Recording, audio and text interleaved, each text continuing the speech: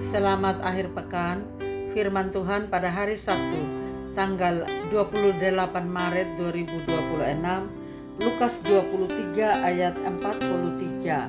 Kata Yesus kepadanya, "Aku berkata kepadamu, sesungguhnya hari ini juga engkau akan bersama-sama dengan aku di dalam Firdaus."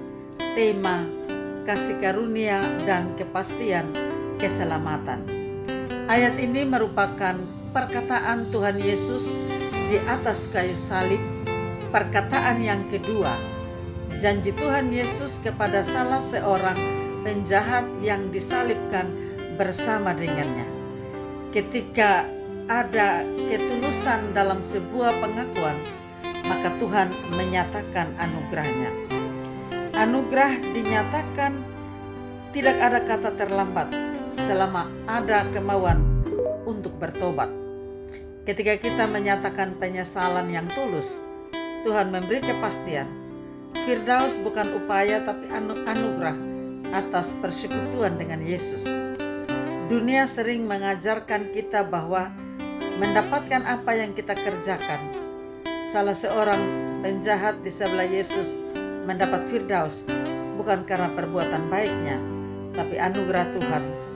Kita diterima Tuhan Yesus bukan karena siapa kita atau apa jasa kita, tapi karena kasih karunia-Nya.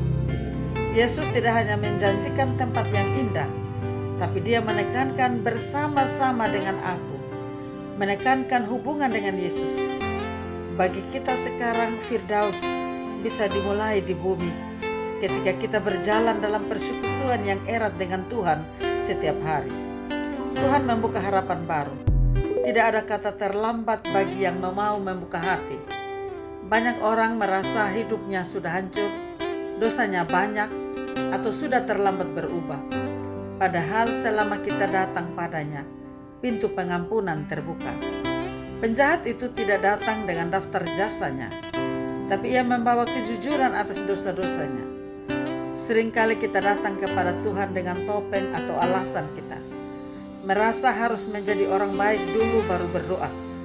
Penjahat itu mengajarkan bahwa Tuhan tidak menunggu kesempurnaan kita, melainkan kejujuran kita, ketulusan kita. Apakah kita berani mengaku kegagalan kita atau dosa kita di hadapan Tuhan? Seringkali iman kita hanya sebatas saat keadaan baik. Penjahat ini memiliki iman di titik terendah hidupnya. Adakah kita juga mau diingatkan Tuhan? Seringkali kita berdoa dengan penuh daftar tuntutan kepada Tuhan. Keselamatan adalah murni pemberian atau anugerah Tuhan melalui iman, bukan jasa manusia. Jika perkataan pertama, "Bapa ampuni mereka," tentang pengampunan bagi musuh, maka perkataan Tuhan Yesus yang kedua di salib ini tentang penerimaan bagi orang berdosa yang bertobat. Ini adalah janji kasih Tuhan jauh lebih besar daripada masa lalu kelam siapapun. Seberat apapun masa lalu seseorang, pintu pengampunan selalu terbuka ketika ia datang kepada Yesus Kristus dengan hati yang hancur dan iman yang tulus. Mari kita hidup dengan iman yang tulus kepada Yesus Kristus, Sang Juru Selamat, yang menjanjikan hidup kekal bagi setiap orang yang percaya kepadanya. Amin. Mari kita berdoa. Bapa kami di surga, kami berada di akhir minggu ini. Syukur atas kasih karunia-Mu yang besar. Engkau tidak melihat masa lalu kami, tapi Engkau melihat hati kami yang mau bertobat dan percaya kepadamu. Terima kasih atas janji keselamatan yang Engkau berikan kepada setiap orang yang percaya kepadamu. Ajar kami untuk hidup teguh dan dengan iman pengharapan, serta memberitakan kasih dan keselamatan kepada banyak orang. Kami serahkan hidup kami ke dalam tangan kasih-Mu. Ajar kami untuk selalu berada dalam relasi dan persekutuan dengan Tuhan.